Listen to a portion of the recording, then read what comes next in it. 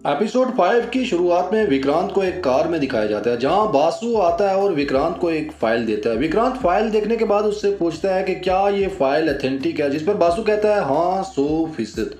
इसके बाद विक्रांत और उसकी वाइफ सुधा को एयरपोर्ट पे इमिग्रेशन में दिखाया जाता है जहां वो दोनों जाली पासपोर्ट्स पे कहीं जा रहे होते हैं और अगले सीन में विक्रांत को पाकिस्तान के शहर लाहौर में लैंड करते हुए दिखाया जाता है। विक्रांत लाहौर पहुंचने के बाद सीधा पीसीबी के ऑफिस में जाता है और वहां पाकिस्तान क्रिकेट बोर्ड के वाइस प्रेसिडेंट मिस्टर मुनव्वर से मिलता है। उसे कहता है कि पाकिस्तान ने जो लीग शुरू की है वो तो बड़ी अच्छी है और कुछ अर्से तक ये पीपीएल को पीछे छोड़ देगी। फिर विक्रांत उसको बताता है कि हमें पता है आपकी लीग के लिए आपको इंडिया से किसी कंपनी ने स्पॉन्सर किया है, आप हमें इस कंपनी का डाटा दें जिसने आपकी लीग को स्पॉन्सर किया है और मैं वादा करता हूं कि इसके बदले हम आपको पीसीबी का प्रेसिडेंट बनवा देंगे।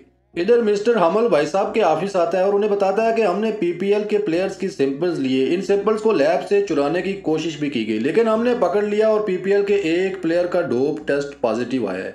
और भाई साहब को कहता है कि आप इन्हें सजा दें, जिस पर भाई साहब कहते हैं कि इनके खिलाफ प्रॉपर एक्शन लिया जाएगा और वो वहां से चला जाता है। इधर भाई साहब को हांडा की कॉल आती है और सीन चेंज हो जाता है। स्टेडियम में भाई साहब को मंत्रा के साथ दिखाया जाता है जहां मैवरिक्स का बेंगलोर के साथ मैच हो रहा होता है। वहां अचानक जरीना मलिक भी पहुंच जाती है और मंत्रा को कहती है कि तुम थक गई होगी, तुम अंदर जाके एसी में बैठो, आज स्टैंड्स में मैं अकेली जा रही हूँ।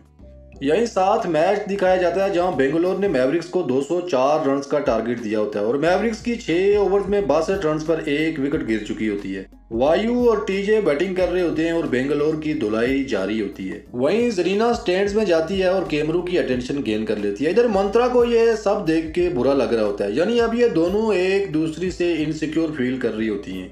वायु आज भी परफॉर्म नहीं कर पाता और 25 रन्स बना के आउट हो जाता है लेकिन टीजे ने धुलाई जारी रखी होती है। इधर जरीना की प्रेजेंस को सब नोटिस भी कर रहे होते हैं और एंजॉय भी कर रहे होते हैं। मैवरिक्स ये मैच 6 विकेटों से जीत जाती है और यूं इस पीपीएल में मैवरिक्स को पहली जीत मिलती है। इधर कमेंटेटर और मीडिया वाले जरीना से बात करते हैं और उसे कहते हैं कि तुम आई और मैवरिक्स जीत गई, ये तुम्हारा लकी चार्म है और मंत्रा को ये सब बुरा लग रहा होता है। इधर वायु को दिखाया जाता है जो नेट प्रैक्टिस में शॉर्ट बॉल खेलने की प्रैक्टिस कर रहा होता है लेकिन वो नहीं खेल पाता। इसके बाद रोहिणी उसे कहती है कि तुम फ्रंट फुट पे शॉर्ट बॉल नहीं खेल सकते, शॉर्ट बॉल तुम्हें बैक फुट पे खेलनी पड़ेगी और साथ उसे बताती है कि तुम्हारी परफॉर्मेंस भी अच्छी नहीं है, लास्ट 10 मैचों में तुमने सिर्फ 125 रन बनाए हैं। वायु कहता है बैक फुट पे शॉर्ट बॉल खेलूं, ये तो पंसारी की जुबान बोल रही हो तुम, और पंसारी को गाली बकता है।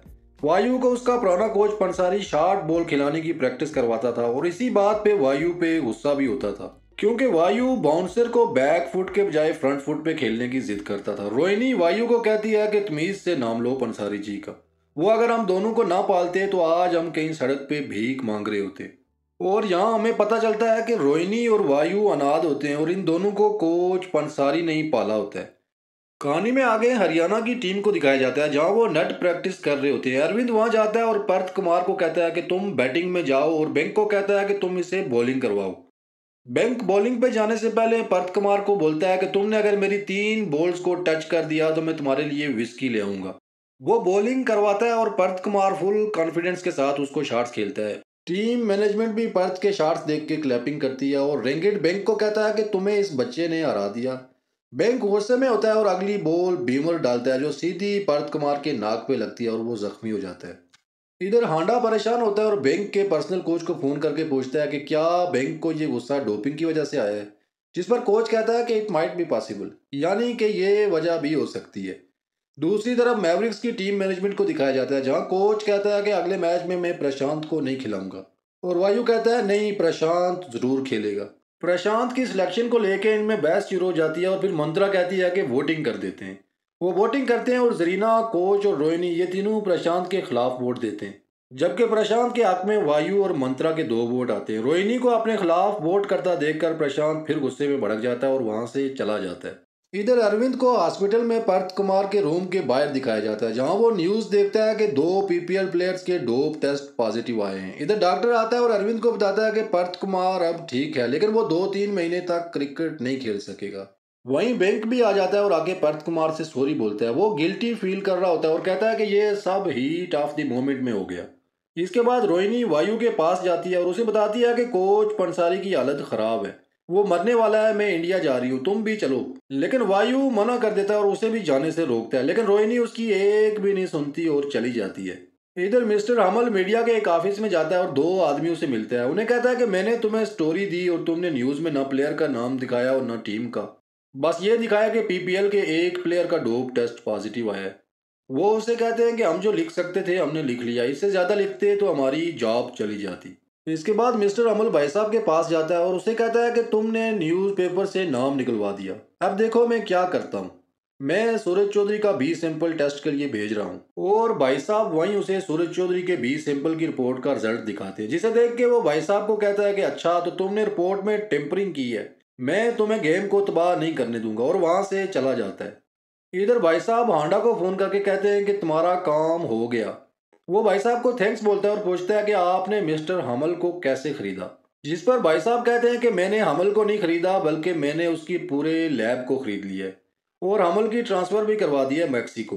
ये सुनकर हांडा भी खुश हो जाता है। इधर प्रशांत उसी लड़की सैंडी के साथ घूम रहा होता है और उनकी प्रेम कहानी भी आगे बढ़ रही होती है। जरीना मलिक को भाई साहब के साथ दिखाया जाता है, जहां वो भाई साहब को कहती है कि मैं शूटिंग के बारे में परेशान हूँ। यहाँ साउथ अफ्रीका में लोकेशंस तो अच्छी हैं लेकिन महंगी हैं। फिर भाई साहब उसे अपने साथ एक गार नुमा जगह में ले जाते हैं और वहाँ उसे साउथ अफ्रीका के प्रेसिडेंट आइसिक से मिलाते हैं। वो भी जरीना का फैन होता है और उसे कहता है कि तुम्हारी शूटिंग लोकेशंस 2 दिन में रेडी होंगी। जरीना अब एब्सोल्यूट पावर के चक्कर में पड़ जाती है और अपना माइंड बना चुकी होती है कि वो भाई साहब की ज़िंदगी का परमानेंट हिस्सा बनेगी और ये पावर इंजॉय करेगी। इसके बाद जरीना और भाई साहब होटल जाते हैं, जहाँ जरीना थोड़ी देर बाद भाई साहब के रूम में चली जाती है और वहाँ वो फिजिकल हो जाते हैं। कहानी में आगे विक्रांत को दिखाया जाता है, जो होम मिनिस्टर को फ़ोन करता है पाकिस्तान से और भाई साहब के खिलाफ साजिश को एग्जीक्यूट करने की प्लानिंग करता है। विक्रांत उसे कहता है कि ये इंडियन कंपनी की पाकिस्तानी लीग को स्पॉन्सर करने वाली खबर हम खुद ब्रेक नहीं करेंगे, ये हम बस मीडिया तक पहुंचाएंगे किसी तरह, आगे वो खबर की तह तक खुद पहुंच जाएंगे। इधर विक्रांत एक पाकिस्तानी एक्स कोच से मिलता है, जो बोर्ड से काफ़ी नाराज़ होता है क्योंकि उसे कोचिंग से निकाल दिया गया था और उसे ये सब बताता है कि तुम्हारी लीग को इंडिया ने स्पॉन्सर किया है, तुम मीडिया में जाओ, बोर्ड के खिलाफ ये स्टेटमेंट दो और तुम्हारे दोबारा कोच बनने के चांसेस बढ़ जाएंगे। फिर वो Pakistani x coach press conference करता है और पाकिस्तान क्रिकेट बोर्ड को सख्त अल्फाज में क्रिटिसाइज करता है कि क्या ज़रूरत थी इंडियन कंपनी से भीख लेके लीग स्टार्ट करने की। इधर इंडियन मीडिया भी इस खोज में लग जाता है कि वो कंपनी कौन सी है जिसने पीएसएल को स्पॉन्सर किया है। इधर होम मिनिस्टर हुसैन एक पार्टी में जाता है और वहाँ एक डिप्लोमेट को कुछ डिटेल देता है और उसे कहता है कि मुझे 2 दिन में पता करके बताओ कि इस अकाउंट में पैसे कहाँ से ट्रांसफ़र हुए। और इसकी डिटेल आने पर हुसैन और विक्रांत का शक दुरुस्त साबित हो जाता है और उन्हें पता चलता है कि पीएसएल पाकिस्तान सुपर लीग को भाई साहब की कंपनी ने ही स्पॉन्सर किया होता है।